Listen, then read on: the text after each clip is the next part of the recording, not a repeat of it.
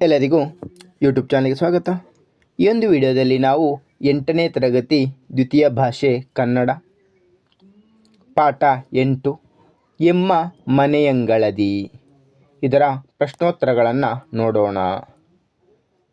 ಪದಗಳ ಅರ್ಥ: ಆಂಡುಬೊಲ ಆಟದ ಬಯಲು, ನೇಜಿ ಭತ್ತದ ಎಳೆ ಪೈರು, ದಬ್ಬೆ ಬಿದಿರು ಮುಂತಾದವುಗಳ ಸೀಳು, ಸೋಗೆ ಅಡಿಕೆಯ ಗರಿ, ಮಡಲು ತೆಂಗಿನ ಗರಿ, ದಣಪೆ ಗೇಟ್ನಂತೆ ಬಳಕೆಯಾಗುವ ಮರದ ಚೌಕಟ್ಟು, ನಾಕ ಸ್ವರ್ಗ, ಜಿಹ್ವಾ ಚಾಪಲ್ಯ ನಾಲಿಗೆಯ ಚಪಲ, ತಿಂಡಿ ಪೋತತನ, ಪಾರುಪತ್ಯ ಮುಖ್ಯ ಆಡಳಿತ ಜವಾಬ್ದಾರಿ, ನವವಧು ಹೊಸದಾಗಿ ಮದುವೆಯಾದ ತರುಣಿ, ಚಾಕಚಕ್ಯತೆ ವೇಗ ಲಘು ಬಗೆ, ಸೊಳೆ ಹಲಸಿನ ಹಣ್ಣಿನ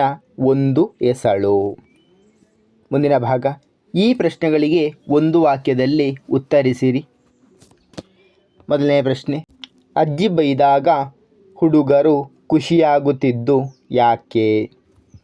ಉತ್ತರ: ಮಕ್ಕಳ ಕುಣಿತಕ್ಕೆ ಕಂಗಾಲಾಗುವ ಅಜ್ಜಿ ಕಷ್ಟಪಟ್ಟು ಸೆಗಣಿ ಸಾರಿಸಿದ ನೆಲವೆಲ್ಲ ಕಿತ್ತು ಹೋಯಿತು ಎಂದು ಬೈದಾಗ ಮಕ್ಕಳಿಗೆ ಪರಮಾನಂದವಾಗುತ್ತಿತ್ತು.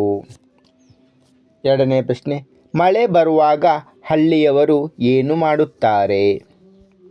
ಉತ್ತರ: ಮಳೆ ಬರುವಾಗ ಹಿತ್ತಲಿನ ಬಚ್ಚಲ ಮನೆಯ ಸುತ್ತ ಕುಳಿತುಕೊಂಡು ಮಳೆಯ ಸದ್ದು ಕೇಳುತ್ತಾ ಹಲಸಿನ ಬೀಜವನ್ನು ಗೇರು ಬೀಜವನ್ನು ಸುಟ್ಟು ತಿನ್ನುತ್ತಾರೆ. ಮೂರನೇ ಪ್ರಶ್ನೆ: ಮಳೆಗಾಲದಲ್ಲಿ ಅಂಗಳದಲ್ಲಿ ಯಾವ ಯಾವ ಗಿಡಗಳು ಮೊಳೆಯುತ್ತವೆ? ಉತ್ತರ: ಮಳೆಗಾಲದಲ್ಲಿ ಅಂಗಳದಲ್ಲಿ ನಾಗದಾಳಿ ಗಿಡ, ಡೇರೆ ಹೂವಿನ ಗಿಡ, ಟೊಮೆಟೊ ಗಿಡ, ಭತ್ತದ ಸಸಿ, ದಾಸವಾಳ ಗಿಡ ಇತ್ಯಾದಿ ಗಿಡಗಳು ಮೊಳೆಯುತ್ತವೆ. ಮುಂದಿನ ಪ್ರಶ್ನೆ: ತುಳಸಿ ಕಟ್ಟೆಯನ್ನು ಅಲಂಕರಿಸುವ ಸಂದರ್ಭಗಳು ಯಾವುವು? ಉತ್ತರ: ತುಳಸಿ ಕಟ್ಟೆಯನ್ನು ದೀಪಾವಳಿ, ತುಳಸಿ ಪೂಜೆ, ಉತ್ಥಾನ ದ್ವಾದಶಿ ತುಳಸಿ ಪೂಜೆಯ ಸಂದರ್ಭದಲ್ಲಿ ಅಲಂಕರಿಸುತ್ತಾರೆ. ಮುಂದಿನ ಪ್ರಶ್ನೆ: ಜಗದ ನಿಯಮ ಯಾವುದು? ಉತ್ತರ: ಬದಲಾವಣೆಯೇ ಜಗದ ನಿಯಮ. ಮುಂದಿನ ಭಾಗ: ಈ ಪ್ರಶ್ನೆಗಳಿಗೆ 3-4 ವಾಕ್ಯಗಳಲ್ಲಿ ಉತ್ತರಿಸಿರಿ. ಮೊದಲನೇ ಪ್ರಶ್ನೆ: ಮನೆ ಮತ್ತು ಅಂಗಳಗಳಿಗೆ ಇರುವ ವ್ಯತ್ಯಾಸಗಳೇನು? ಉತ್ತರ: ಮೊದಲು ಕತ್ತಲಾಗುವುದು ಮನೆಯೊಳಕ್ಕಾದರೆ ಮೊದಲು ಬೆಳಕಾಗುವುದು ಅಂಗಳಕ್ಕೆ. ಹುಟ್ಟಿನ ಸಂಭ್ರಮಕ್ಕೆ ಒಳಮನೆ ಸಾಕ್ಷಿಯಾದರೆ ಸಾವಿನ ಸೂತಕಕ್ಕೆ ಅಂಗಳವೇ ಆಶ್ರಯ. ಒಳಗೆ ಯಾರು ಹೇಗೋ ಆದರೆ ಬಯಲಂತ ಅಂಗಳಕ್ಕೆ ಎಲ್ಲರೂ ಸಮಾನರೇ.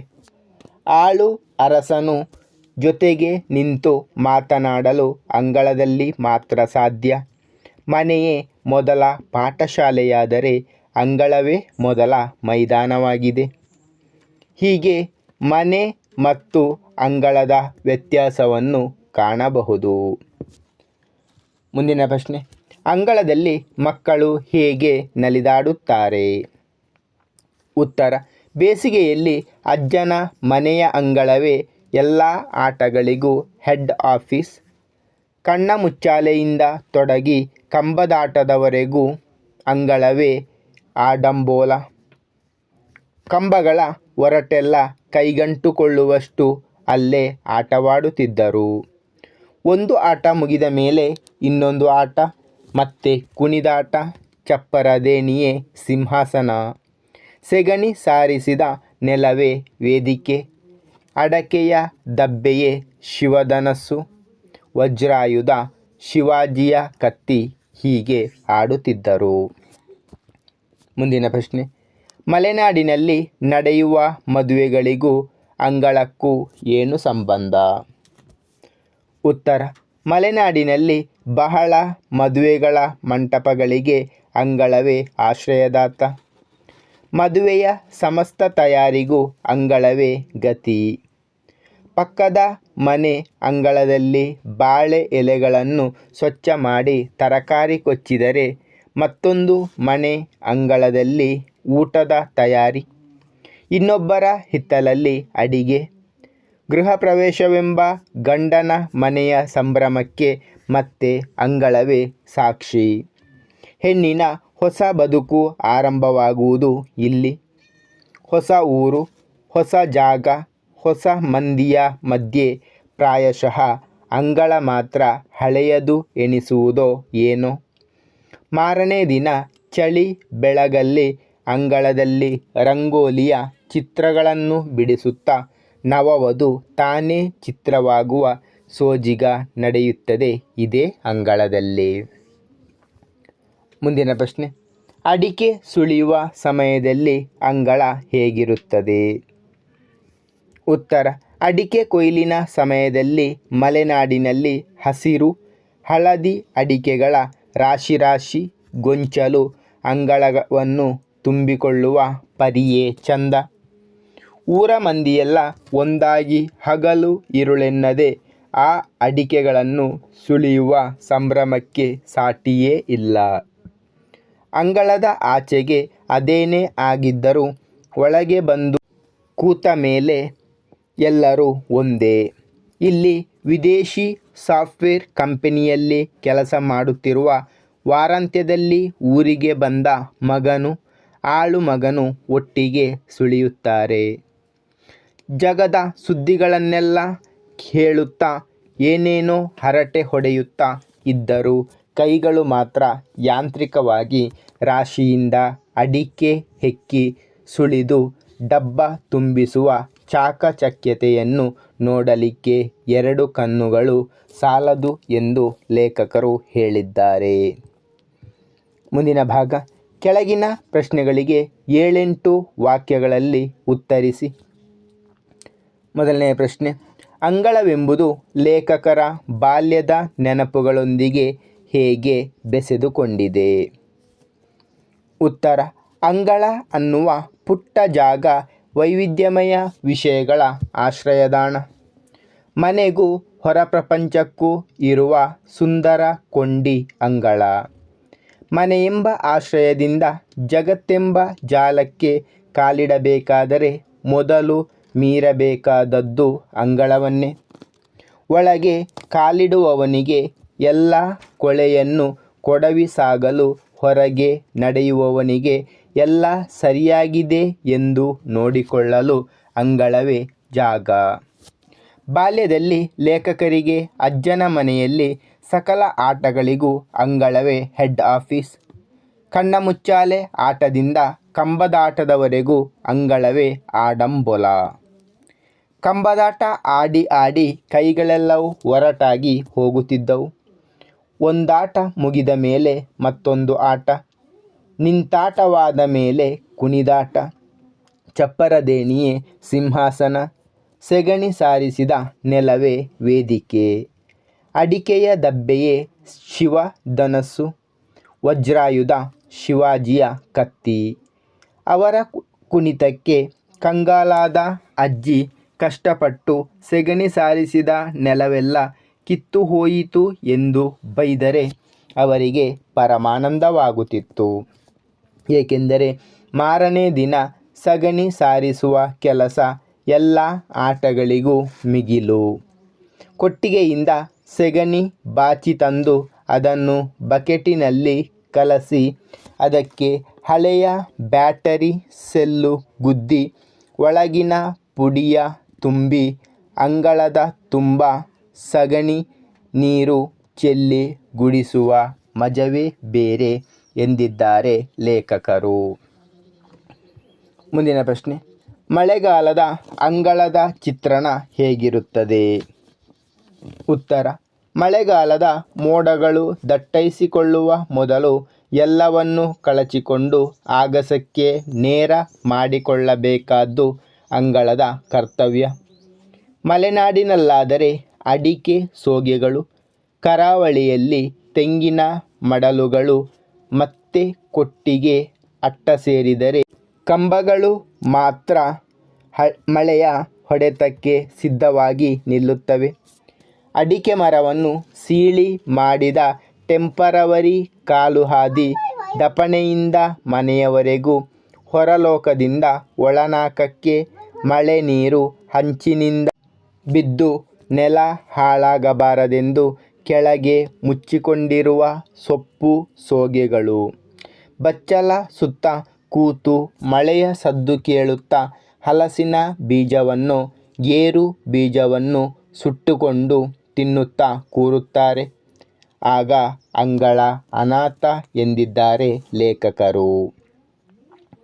ಮುಂದಿನ ಪ್ರಶ್ನೆ, ಅಂಗಳವು ಈಗಿನ ದಿನಗಳಲ್ಲಿ ಹೇಗೆ ಬದಲಾಗಿದೆ? ಉತ್ತರ, ಬದಲಾವಣೆ ಎಂಬ ಜಗದ ನಿಯಮ ಅಂಗಳಕ್ಕೆ ಅನ್ವಯಿಸುತ್ತದೆ. ಸಗಣಿಯ ಅಂಗಳವನ್ನು ಇಂಟರ್ಲಾಕುಗಳು ನಿಧಾನವಾಗಿ ಬಂಧಿಸುತ್ತಿವೆ. ಮಣ್ಣು ಪಗಾರವನ್ನು ಇಟ್ಟಿಗೆ ಸಿಮೆಂಟುಗಳು ತಿಂದು ಹಾಕಿವೆ. ಸ್ವಚ್ಛಂದ ಬೇರು ಬಿಟ್ಟಿದ್ದ ಹೂ ಗಿಡಗಳಿಗೆ ಶಿಸ್ತು ಕಲಿಸಲು ಇದೀಗ ಹೂಕುಂಡಗಳು ಬಂದಿವೆ. ಅಂಗಳದ ಹುಲಿ ದನದ ಆಟವು ಮೊಬೈಲ್ ಫೋನಿಗೆ ವರ್ಗಾವಣೆಯಾಗಿದೆ. ದೀಪಾವಳಿಯಂದು ತಿರುಗುವ ನೆಲಚಕ್ರಕ್ಕೆ ಸಿಮೆಂಟಿನ ಅಂಗಳದಲ್ಲಿ ಹೊಸ ವೇಗ ದಕ್ಕಿದೆ. ಮಳೆ ಬಂದಾಗ ಅಮ್ಮನೀಗ ತಗಡು ಚಪ್ಪರದ ಕೆಳಗೆ ತೋಯದೆ ನಡೆಯುತ್ತಿದ್ದಾಳೆ. ಅಂಗಳದ ಕಳೆ ತೆಗೆದು ತೆಗೆದು ನಡುಬಾಗಿದ್ದ ಅಜ್ಜನೀಗ ಕೋಲು ಹಿಡಿದು ನೆಟ್ಟಗಾಗಿದ್ದಾನೆ. ಎದುಸಿರು ಬಿಡುತ್ತಾ ಅಂಗಳ ಚಂದ ಕಾಣಬೇಕೆಂದು ಗುದ್ದಲಿ ಹಿಡಿದು ನೆಲ ಕೆತ್ತುತ್ತಿದ್ದ ಅಪ್ಪ ಆರಾಮ ಕುರ್ಚಿಯಲ್ಲಿ ಕೂತಿದ್ದಾನೆ. ಅಂಗಳವನ್ನು ಬಂಧಿಸಿದ ಕಾಂಪೌಂಡ್ ಗೋಡೆಯ ಮೇಲೆ ಅಳಿಲು ಕೂತು ಬಿಸಿಲು ಕಾಯಿಸಿಕೊಳ್ಳುತ್ತಿದೆ. ಧೂಳು ಕೆಸರುಗಳು ಅದರಾಚೆಗೆ ಉಳಿದಿವೆ. ಹಬ್ಬಕ್ಕೆಂದು ಮನೆಯ ಸುತ್ತ ಹಚ್ಚಿದ ದೀಪ ಸಾಲುಗಳನ್ನು ಅಂಗಳವು ಮಸುಕಾಗಿ ಪ್ರಜ್ವಲಿಸುತ್ತಾ ತಾನು ಪ್ರಜ್ವಲಿಸುತ್ತಿದೆ. ಮುಂದಿನ ಭಾಗ, ಬಿಟ್ಟ ಸ್ಥಳ ತುಂಬಿರಿ. ಮೊದಲನೆಯ ವಾಕ್ಯ, ಮನೆ ಮೊದಲ ಪಾಠಶಾಲೆ, ಅಂಗಳವೇ ಮೊದಲ ಡ್ಯಾಶ್. ಉತ್ತರ, ಮೈದಾನ. ಎರಡನೆಯ ವಾಕ್ಯ, ಕರಾವಳಿಯಲ್ಲಿ ಮಳೆಗಾಲದಲ್ಲಿ ಅಂಗಳಕ್ಕೆ ಬರುವ ಜನಪದ ನೃತ್ಯ ಡ್ಯಾಶ್. ಉತ್ತರ, ಕಳಂಜ. ಮೂರನೇ ವಾಕ್ಯ, ಕೆಸುವಿನೆಲೆಯಲ್ಲಿ ಡ್ಯಾಶ್ ಎಂಬ ತಿನಿಸನ್ನು ಮಾಡುತ್ತಾರೆ. ಉತ್ತರ, ಪತ್ರೊಡೆ. ಮುಂದಿನ ವಾಕ್ಯ, ಕಣ್ಣಾಮುಚ್ಚಾಲೆಯಿಂದ ತೊಡಗಿ ಕುಂಟಾಟದವರೆಗೆ ಅಂಗಳವೇ ಮಕ್ಕಳ ಡ್ಯಾಶ್. ಉತ್ತರ, ಆಡಂಬೋಲ. ಮುಂದಿನ ಭಾಗ, ಈ ಕೆಳಕಂಡ ವಾಕ್ಯಗಳ ಸ್ವಾರಸ್ಯಗಳನ್ನು 4-5 ವಾಕ್ಯಗಳಲ್ಲಿ ವಿಸ್ತರಿಸಿ ಬರೆಯಿರಿ. ಮೊದಲನೇ ವಾಕ್ಯ, ಬಯಲಂತ ಅಂಗಳಕ್ಕೆ ಎಲ್ಲರೂ ಸಮಾನರೇ. ಆಯ್ಕೆ, ಈ ವಾಕ್ಯವನ್ನು ಶ್ರೀನಿಧಿ DS ರವರು ಬರೆದಿರುವ ತೂಗು ಮಂಚದಲ್ಲಿ ಕೂತು ಸಂಕಲನದಿಂದ ಆಯ್ದ ಎಮ್ಮ ಮನೆಯಂಗಳದಿ ಎಂಬ ಪಾಠದಿಂದ ಆರಿಸಿಕೊಳ್ಳಲಾಗಿದೆ. ಈ ಮಾತನ್ನು ಲೇಖಕರು ಹೇಳಿದ್ದಾರೆ. ಸಂದರ್ಭ, ಅಂಗಳ ಎನ್ನುವ ಪುಟ್ಟ ಜಾಗ ವೈವಿಧ್ಯಮಯ ವಿಷಯಗಳ ಆಶ್ರಯದಾಣ. ಮನೆಗೂ ಹೊರ ಪ್ರಪಂಚಕ್ಕೂ ಇರುವ ಸುಂದರ ಕೊಂಡಿ ಅಂಗಳ. ಮನೆಯೆಂಬ ಆಶ್ರಯದಿಂದ ಜಗತ್ತೆಂಬ ಜಾಲಕ್ಕೆ ಕಾಲಿಡಬೇಕೆಂದರೆ ಮೊದಲು ಮೀರಬೇಕಾದ್ದು ಅಂಗಳವನ್ನೇ. ಆದರೆ ಬಯಲಂತ ಅಂಗಳಕ್ಕೆ ಎಲ್ಲರೂ ಸಮಾನರೇ. ಆಳು ಅರಸನು ಜೊತೆಗೆ ನಿಂತು ಮಾತನಾಡಲು ಅಂಗಳದಲ್ಲಿ ಮಾತ್ರ ಸಾಧ್ಯ ಎಂದು ಹೇಳುವ ಸಂದರ್ಭದಲ್ಲಿ ಈ ಮೇಲಿನ ಮಾತು ಬಂದಿದೆ. ಸ್ವಾರಸ್ಯ, ಅಂಗಳದ ಮಹತ್ವವನ್ನು ಇಲ್ಲಿ ಸ್ವಾರಸ್ಯಪೂರ್ಣವಾಗಿ ವರ್ಣಿಸಲಾಗಿದೆ. ಎರಡನೇ ವಾಕ್ಯ, ಮಳೆಗಾಲದಲ್ಲಿ ಅಂಗಳ ಅನಾಥ. ಆಯ್ಕೆ ಈ ವಾಕ್ಯವನ್ನು ಶ್ರೀನಿಧಿ DS ರವರು ಬರೆದಿರುವ ತೂಗು ಮಂಚದಲ್ಲಿ ಕೂತು ಸಂಕಲನದಿಂದ ಆಯ್ದ ಎಮ್ಮ ಮನೆಯಂಗಳದಿ ಎಂಬ ಪಾಠದಿಂದ ಆರಿಸಿಕೊಳ್ಳಲಾಗಿದೆ. ಈ ಮಾತನ್ನು ಲೇಖಕರು ಹೇಳಿದ್ದಾರೆ. ಸಂದರ್ಭ: ಮಳೆಗಾಲದ ಮೋಡಗಳು ದಟ್ಟೈಸಿಕೊಳ್ಳುವ ಮೊದಲು ಎಲ್ಲವನ್ನೂ ಕಳಚಿಕೊಂಡು ಆಗಸಕ್ಕೆ ನೇರ ಮುಖ ಮಾಡಿಕೊಳ್ಳಬೇಕಾದ್ದು ಅಂಗಳದ ಕರ್ತವ್ಯ. ಮಲೆನಾಡಿನಲ್ಲಾದರೆ ಅಡಿಕೆಯ ಸೋಗೆಗಳು, ಕರಾವಳಿಯಲ್ಲಿ ತೆಂಗಿನ ಮಡಲುಗಳು ಮತ್ತೆ ಕೊಟ್ಟಿಗೆಯ ಅಟ್ಟ ಸೇರಿದರೆ ಕಂಬಗಳು ಮಾತ್ರ ಮಳೆ ಹೊಡೆತಕ್ಕೆ ಸಿದ್ಧವಾಗಿ ನಿಲ್ಲುತ್ತವೆ. ಮಳೆ ನೀರು ಹೆಂಚಿನಿಂದ ಬಿದ್ದು ನೆಲ ಹಾಳಾಗಬಾರದೆಂದು ಕೆಳಗೆ ಮುಚ್ಚಿಕೊಂಡಿರುವ ಸೊಪ್ಪು ಸೋಗೆಗಳು ಮಳೆ ಬರುವ ಹಿತ್ತಲಿನ ಬಚ್ಚಲ ಮನೆಯ ಸುತ್ತ ಕೂತು ಮಳೆ ಸದ್ದು ಕೇಳುತ್ತಾ ಹಲಸಿನ ಬೀಜವನ್ನು ಗೇರು ಬೀಜವನ್ನು ಸುಟ್ಟುಕೊಂಡು ತಿನ್ನುತ್ತಾ ಕುಳಿತಿದ್ದರೆ ಅಂಗಳ ಅನಾಥ ಎಂದು ಹೇಳುವ ಸಂದರ್ಭದಲ್ಲಿ ಈ ಮೇಲಿನ ಮಾತು ಬಂದಿದೆ. ಸ್ವಾರಸ್ಯ: ಮಳೆಗಾಲದಲ್ಲಿ ಅಂಗಳದ ಪರಿಸ್ಥಿತಿಯನ್ನು ಸ್ವಾರಸ್ಯಪೂರ್ಣವಾಗಿ ವಿವರಿಸಿದ್ದಾರೆ. ಮುಂದಿನ ವಾಕ್ಯ: ಅಂಗಳ ಮಾತ್ರವೇ ಹಳೆಯದು ಎನ್ನಿಸುತ್ತದೇನೋ. ಆಯ್ಕೆ ಈ ವಾಕ್ಯವನ್ನು ಶ್ರೀನಿಧಿ DS ರವರು ಬರೆದಿರುವ ತೂಗು ಮಂಚದಲ್ಲಿ ಕೂತು ಸಂಕಲನದಿಂದ ಆಯ್ದ ಎಮ್ಮ ಮನೆಯಂಗಳದಿ ಎಂಬ ಪಾಠದಿಂದ ಆರಿಸಿಕೊಳ್ಳಲಾಗಿದೆ. ಈ ಮಾತನ್ನು ಲೇಖಕರು ಹೇಳಿದ್ದಾರೆ. ಸಂದರ್ಭ: ಗೃಹವೆಂಬ ಗಂಡಿನ ಮನೆಯ ಸಂಭ್ರಮಕ್ಕೆ ಮತ್ತೆ ಅಂಗಳವೇ ಸಾಕ್ಷಿ. ಹೆಣ್ಣಿನ ಹೊಸ ಬದುಕು ಆರಂಭವಾಗುವುದೇ ಅಲ್ಲಿ. ಹೊಸ ಊರು, ಹೊಸ ಜಾಗ, ಹೊಸ ಮಂದಿಯ ಮಧ್ಯೆ ಪ್ರಾಯಶಃ ಆ ಅಂಗಳ ಮಾತ್ರವೇ ಹಳೆಯದು ಎನ್ನಿಸುವುದೋ ಏನೋ. ಮಾರನೆಯ ದಿನ ಚಳಿ ಬೆಳಗಲ್ಲಿ ಅಂಗಳದಲ್ಲಿ ರಂಗೋಲಿಯ ಚಿತ್ರಗಳನ್ನು ಬಿಡಿಸುತ್ತಾ ನವವಧುವು ತಾನೇ ಚಿತ್ರವಾಗುವ ಸೋಜಿಗವೂ ನಡೆಯುತ್ತದೆ ಎಂದು ಹೇಳುವ ಸಂದರ್ಭದಲ್ಲಿ ಈ ಮೇಲಿನ ಮಾತು ಬಂದಿದೆ. ಸ್ವಾರಸ್ಯ: ಹೆಣ್ಣಿನ ಹೊಸ ಬದುಕು ಆರಂಭವಾಗುವ ಸನ್ನಿವೇಶವನ್ನು ಸಾರಿ ಪೂರ್ಣವಾಗಿ ವಿವರಿಸಲಾಗಿದೆ. ಮುಂದಿನ ಪ್ರಶ್ನೆ: ಕಟ್ಟೆಯ ಮೇಲಿನ ದೀಪವು ಅಂಗಳದ ನಕ್ಷತ್ರ. ಆಯ್ಕೆ ಈ ವಾಕ್ಯವನ್ನು ಶ್ರೀನಿಧಿ DS ರವರು ಬರೆದಿರುವ ತೂಗು ಮಂಚದಲ್ಲಿ ಕೂತು ಸಂಕಲನದಿಂದ ಆಯ್ದ ಎಮ್ಮ ಮನೆಯಂಗಳದಿ ಎಂಬ ಪಾಠದಿಂದ ಆರಿಸಿಕೊಳ್ಳಲಾಗಿದೆ. ಈ ಮಾತನ್ನು ಲೇಖಕರು ಹೇಳಿದ್ದಾರೆ. ಸಂದರ್ಭ: ಕರಾವಳಿಯ ಮಳೆಗಾಲದಲ್ಲಿ ಮನೆಯ ಬಾಗಿಲಿಗೆ ಬರುವ ಆಟಿ ಕಳಂಜವೆಂಬ ಜಾನಪದ ನೃತ್ಯದ ಸೊಗಸು, ಮಳೆಯ ಸದ್ದನ್ನು ಮೀರಿಸುವ ನೇಜಿ ನೆಡುವ ಹೆಂಗಸರ ಚಹಾದ ಜೊತೆಗಿನ ಕಿಲಕಿಲವು ನಡೆಯುವುದು ಅಂಗಳದಲ್ಲೇ. ಪತ್ರೊಡೆಗಳಾಗಿ ನಮ್ಮ ಜಿಹ್ವಾ ಚಾಪಲ್ಯವನ್ನು ತೀರಿಸುವ ಕೆಸುವಿನ ಎಲೆಗಳ ಜನನವು ಇಲ್ಲಿಯೇ. ಬಣ್ಣ ಬಣ್ಣದ ಅಣಬೆಗಳು ದಾರಿ ತಪ್ಪಿ ಬರುವ ದೊಡ್ಡ ಕಪ್ಪೆಗಳು ಅಂಗಳವನ್ನು ಅಲಂಕರಿಸುತ್ತವೆ.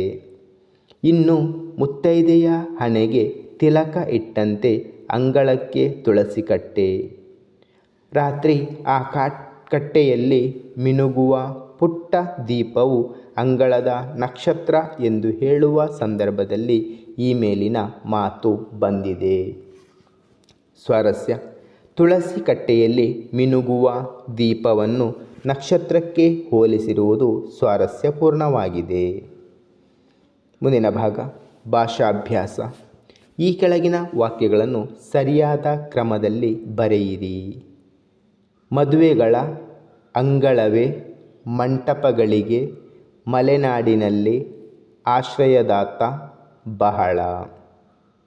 ಉತ್ತರ: ಮಲೆನಾಡಿನಲ್ಲಿ ಬಹಳ ಮದುವೆಗಳ ಮಂಟಪಗಳಿಗೆ ಅಂಗಳವೇ ಆಶ್ರಯದಾತ. ಎರಡನೇ ವಾಕ್ಯ: ಅಂಗಳಕ್ಕೂ ಜಗದ ಅನ್ವಯಿಸುತ್ತದೆ ಎಂಬ ಬದಲಾವಣೆ ನಿಯಮ. ಉತ್ತರ ಬದಲಾವಣೆ ಎಂಬ ಜಗದ ನಿಯಮ ಅಂಗಳಕ್ಕೂ ಅನ್ವಯಿಸುತ್ತದೆ. ಮುಂದಿನ ವಾಕ್ಯ, ಹೊಸ್ತಿಲೆ ಮಳೆಗಾಲದಲ್ಲಿ ಆಸರೆ ದೀಪಕ್ಕೆ ತುಳಸಿಯ. ಉತ್ತರ ಮಳೆಗಾಲದಲ್ಲಿ ತುಳಸಿಯ ದೀಪಕ್ಕೆ ಹೊಸ್ತಿಲೆ ಆಸರೆ. ಮುಂದಿನ ವಾಕ್ಯ, ದ್ವಾದಶಿಯ ಅಂಗಳದ್ದೇ ಪಾರುಪತ್ಯ ಮದುವೆಗೆ ಉತ್ಥಾನ ತುಳಸಿ. ಉತ್ತರ ಉತ್ಥಾನ ದ್ವಾದಶಿಯ ತುಳಸಿ ಮದುವೆಗೆ ಅಂಗಳದ್ದೇ ಪಾರುಪತ್ಯ. ಮುಂದಿನ ಭಾಗ, ಕೆಳಗಿನ ಪದಗಳಲ್ಲಿ ದೀರ್ಘ ಸ್ವರಗಳಿರುವ ಅಕ್ಷರಗಳನ್ನು ಗುರುತಿಸಿರಿ. ನೋಡಿಕೊಳ್ಳಲು ಅಂಗಳವೇ ಜಾಗ. ದೀರ್ಘ ಸ್ವರಗಳಿರುವ ಅಕ್ಷರಗಳು ನೋ, ವೇ, ಜಾ. ಎರಡನೇ ವಾಕ್ಯ, ಮನೆ ಮೊದಲ ಪಾಠಶಾಲೆ. ದೀರ್ಘ ಸ್ವರಗಳಿರುವ ಅಕ್ಷರಗಳು ಪ ಮತ್ತು ಶಾ. ಮೂರನೇ ವಾಕ್ಯ, ಮಳೆಗಾಲದ ಮೋಡಗಳು. ದೀರ್ಘ ಸ್ವರಗಳಿರುವ ಅಕ್ಷರಗಳು ಗ, ಮೋ. ಮುಂದಿನ ವಾಕ್ಯ, ದಾಸವಾಳ ಗಾಳಿಗೆ ಬಗ್ಗಿತು. ದೀರ್ಘ ಸ್ವರಗಳಿರುವ ಅಕ್ಷರಗಳು ದ, ವಾ, ಗ. ಮುಂದಿನ ವಾಕ್ಯ, ದೀಪಾವಳಿಯ ತುಳಸಿ ಪೂಜೆ. ದೀರ್ಘ ಸ್ವರಗಳಿರುವ ಅಕ್ಷರಗಳು ದಿ, ಸಿ, ಪೂ. ಮುಂದಿನ ಭಾಗ, ಈ ಕೆಳಗಿನ ವಾಕ್ಯಗಳಲ್ಲಿ ಒತ್ತಕ್ಷರಗಳನ್ನು ಗುರುತಿಸಿ. ಮೊದಲನೇ ವಾಕ್ಯ, ದೀಪಕ್ಕೆ ಹೊಸ್ತಿಲೆ ಆಸರೆ. ಒತ್ತಕ್ಷರಗಳು ಕೆ, ಸ್ತಿ. ಎರಡನೇ ವಾಕ್ಯ, ಮದುವೆಗೆ ಅಂಗಳದ್ದೇ ಪಾರುಪತ್ಯ. ಒತ್ತಕ್ಷರಗಳು ದೇ, ತ್ಯಾ. ಮುಂದಿನ ವಾಕ್ಯ, ಪುಟ್ಟ ದೀಪವು ಅಂಗಳದ ನಕ್ಷತ್ರ. ಒತ್ತಕ್ಷರಗಳು ಟ, ಕ್ಷ, ತ್ರ. ಮುಂದಿನ ವಾಕ್ಯ, ದುತ್ತೆಂದು ಅಲ್ಲೇ ಮತ್ತೆ ಪ್ರತ್ಯಕ್ಷವಾಯಿತು. ಇಲ್ಲಿರುವ ಒತ್ತಕ್ಷರಗಳು ತೆಂ, ಲೇ, ತೇ, ಪ್ರ, ತ್ಯ, ಕ್ಷ. ಮುಂದಿನ ವಾಕ್ಯ, ಪ್ರತಿಫಲಿಸುತ್ತಾ ಪ್ರಜ್ವಲಿಸುತ್ತಿದೆ. ಒತ್ತಕ್ಷರಗಳು ಪ್ರ, ತ, ಜ್ವ, ತಿ. ಮುಂದಿನ ಭಾಗ, ಮಾದರಿಯಂತೆ ಕೊಟ್ಟಿರುವ ಪದಗಳನ್ನು ಬಿಡಿಸಿ ಬರೆಯಿರಿ. ಮಾದರಿ, ಕಾಣಬೇಕೆಂದು, ಕಾಣಬೇಕು ಪ್ಲಸ್ ಎಂದು.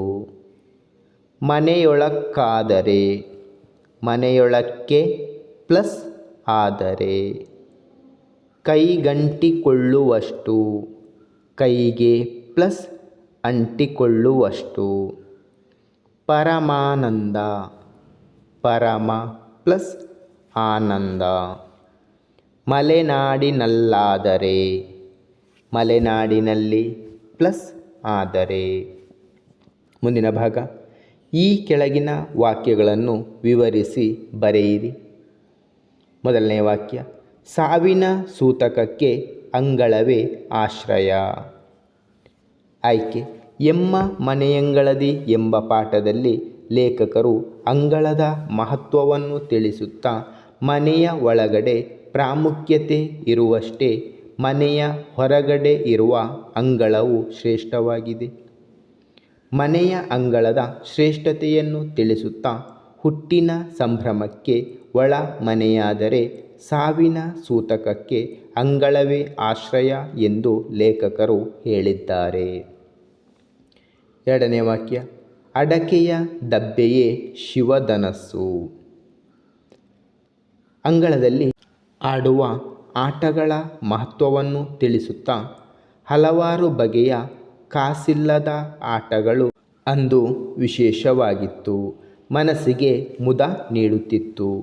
ಜೊತೆಗೆ ಕೌಶಲ್ಯವು ಆಟಗಳಲ್ಲಿ ಗೋಚರವಾಗುತ್ತಿತ್ತು.